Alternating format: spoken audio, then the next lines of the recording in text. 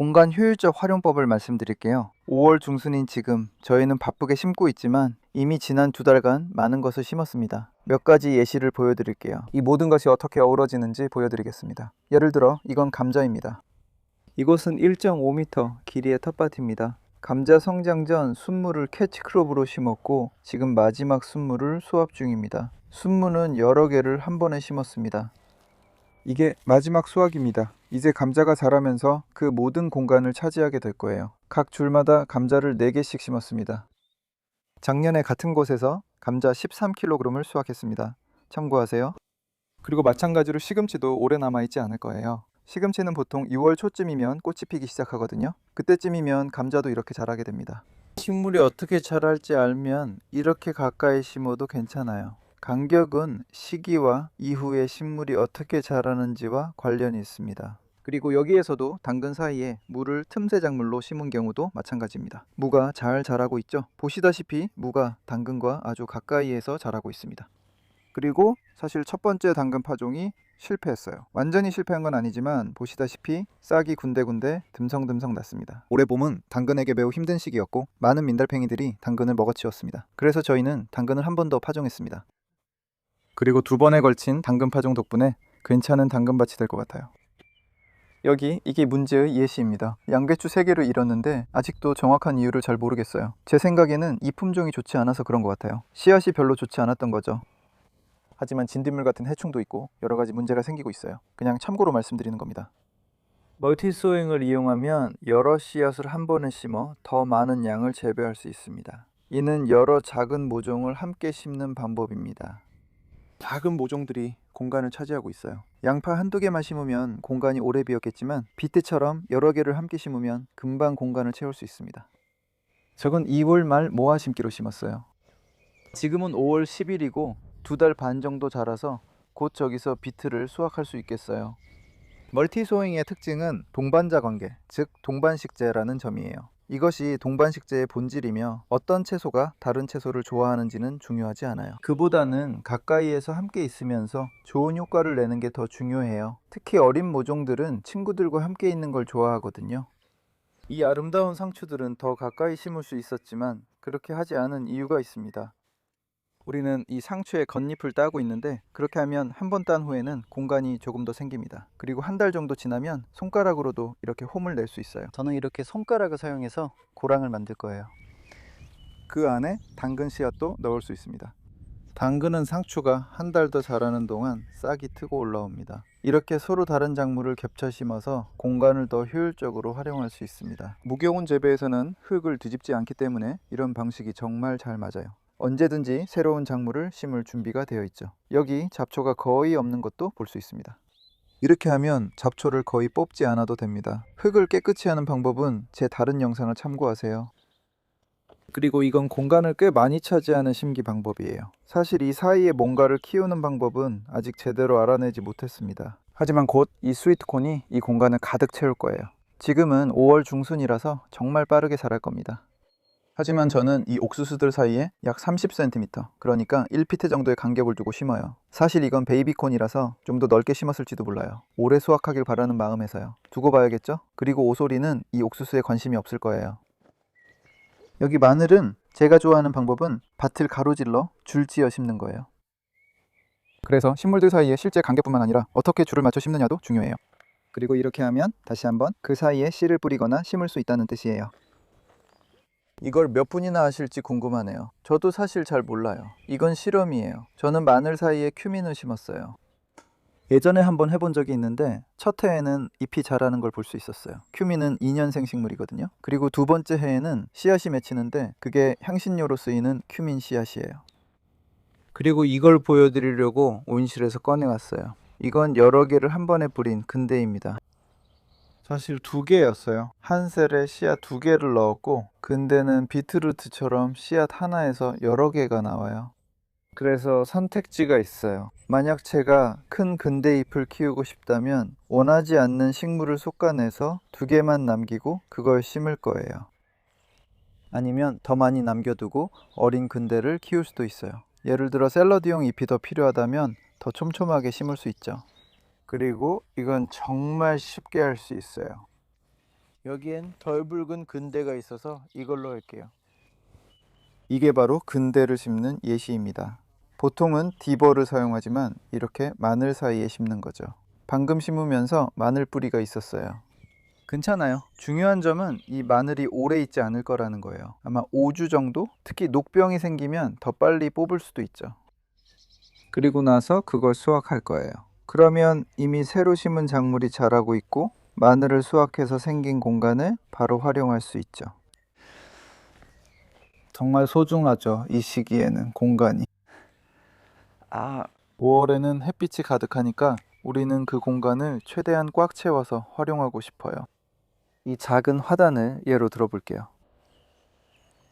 저는 항상 공간을 최대한 활용해요. 저기 콜리플라워 3개가 있고 끝에 자랄 공간도 충분해요. 당근은 조금 빽빽하게 자라겠지만 괜찮아요. 비트도 마찬가지로 이것들도 수확해야 해요. 내일 수확할 거예요. 상추와 순무입니다. 저기엔 여러 개를 한 번에 심은 순무가 보여요. 여러 개를 한 번에 심은 양파와 수확할 시금치, 끝에는 완두콩이 있습니다. 그리고 다시 말씀드리자면 시금치는 대략 4주 안에 다 수확될 예정입니다. 그러면 그때쯤 완두콩이 본격적으로 자라기 시작해서 그 공간을 충분히 활용할 수 있게 됩니다. 여기에도 더 있습니다. 양파 예시가 더 있습니다. 다양한 종류의 양파가 있는데 알이 커지는 양파가 있습니다. 그래서 이것들은 커지면서 중간 크기 양파 4개 정도가 될 거예요. 그리고 알다시피 모두 잘 자란다고 가정하면 저는 절대 아무것도 당연하게 여기지 않지만 이 간격으로 양파를 많이 수확할 수 있을 겁니다. 그리고 쪽파의 경우에는 약간 다르게 합니다. 사실 저는 4개보다 더 많이 심어요. 그리고 여기 예를 들어 여전히 6개나 7개가 남아있는 걸 볼 수 있습니다. 그리고 우리가 해온 것은 더 큰 것들을 뽑아서 쪽파로 수확하는 거예요. 정말 아름답죠? 이 시기에 제가 가장 좋아하는 음식 중 하나입니다. 이렇게 하면 작은 공간에서도 쪽파를 많이 수확할 수 있습니다. 이 쪽파들은 9월부터 있었습니다. 비슷한 방법을 리크에도 더 장기적으로 비슷한 방법을 적용할 수 있습니다. 이것이 한 자리에 여러 개씩 파종한 리크입니다. 4월 12일에 파종했습니다. 제가 읽고 있는데 4월 12일이에요. 그러니까 불과 4주 전입니다. 그리고 상태가 아주 좋아 보이네요. 이 대파들이 계속 잘 자라려면 분갈이와 퇴비를 넣은 화분에 옮겨 심어야 합니다. 감자 수확 후에 심을 예정입니다. 그래서 때로는 모종을 옮겨 심을 때 그 공간이 언제 준비될지 계산해서 그때 옮겨 심을 수 있도록 해야 합니다. 하지만 혼식, 인터플랜팅은 바로 이런 점에서 큰 이점이 있습니다. 왜냐하면 그 공간을 즉시 활용할 수 있기 때문이죠. 그리고 여기에는 변형된 예시가 있는데 이 경우에는 토마토 사이에 마늘을 심었습니다. 그런데 이 토마토들은 사실 여기 심은 지 2주도 안 됐어요. 그리고 그 전에 왼쪽 하단에서 볼 수 있듯이 샐러드 채소가 자라고 있었습니다. 겨울 내내 이 펄리터널에는 우리가 수확해온 샐러드 채소들이 자라고 있었습니다. 사실 저는 이 채소들을 뽑아내는 게 별로 좋지 않아요. 왜냐하면 끝날 때쯤 되면 이 채소들이 친구처럼 느껴지거든요. 우리는 그것들을 뽑고 그 위에 퇴비를 뿌립니다. 사실 이건 말똥 위에 버섯 퇴비를 얹은 거예요. 그리고 그 말똥은 온상에서 가져온 건데 보시다시피 정말 훌륭합니다. 기본적으로 좋은 퇴비 조합이죠. 사실 저희는 퇴비를 섞지 않고 버섯 퇴비를 위에 올려줍니다. 잡초가 없는 좋은 덮개가 되죠. 그리고 이 토마토들에게는 따로 비료를 주지 않을 거고 평소처럼 겨순을 따주고 끈에 묶어서 키울 겁니다. 하지만 마늘은 샐러드 채소들 사이에 항상 여기 있었어요. 저기 가장자리를 따라 있는 것처럼요. 그리고 이건 한 달 정도 안에 수확할 수 있을 거예요. 그러면 토마토가 자랄 공간이 생기겠죠? 그래서 마늘은 공간을 거의 추가 공간 없이 활용하는 좋은 방법이에요. 자리도 거의 차지하지 않아요. 메리골드도 비슷해요. 이건 외수어 프렌치 메리골드인데 지금은 아주 작아 보여요. 그리고 저것 좀 보세요. 뭔가에 먹혔네요. 아마 쥐며느리인 것 같아요. 쥐며느리들이 이걸 정말 좋아하거든요. 그래서 제가 메리골드를 화분에 따로 키우는 이유는 혹시라도 빈자리가 생기면 그걸 채우기 위해서예요. 저는 항상 몇몇 식물을 잃을 거라고 예상하기 때문에 항상 여분의 식물을 준비해둡니다. 비 소리 때문에 제 목소리가 잘 들리길 바랍니다. 지금 소나기가 내리고 있거든요. 그리고 메리골드는 땅을 멋지게 덮어주는 역할을 해줍니다. 토마토가 자라면 땅바닥 공간을 실제로 사용하지 않기 때문에 메리골드가 밭을 멋지게 덮어줍니다. 그리고 마지막으로 여기에는 겨울 동안 공간을 활용한 좋은 예시가 있습니다. 저기 아래쪽에서는 샐러드를 계속 수확해왔거든요. 사실 오늘 식물들을 막 뽑아냈어요. 그리고 이제 그 자리에 퇴비를 넣을 거예요. 그리고 잠시 후에 실제로 보여드릴게요. 하지만 이 공간을 이용해서 예를 들어 토마토 같은 모종을 키우는데 사용할 수 있습니다. 그리고 이것들도 한번 보세요. 그래서 그 점이 정말 마음에 들어요. 이건 말이죠, 작년 10월에 노지 딸기 포기에서 나온 러너들을 여기다 심은 거예요. 이 버섯 상자를 퇴비로 채우고 딸기 러너들을 심어서 겨울 내내 여기 있었어요. 비료도 주지 않았어요. 그냥 퇴비만 조금 넣었을 뿐이에요. 아주 간단하죠? 네, 이건 간격에 대한 마지막 예시를 보여드리기 위한 거예요. 그리고 만약 저런 새밭이 있다면 거기에 퇴비를 올릴 거예요. 이게 바로 퇴비를 올리기 전의 모습입니다. 이것도 꽤 괜찮지만 여기에 약 1인치, 그러니까 3cm 정도의 퇴비를 덮을 거예요. 그리고 여기 멜론이 있고 저기에는 고추가 있어요.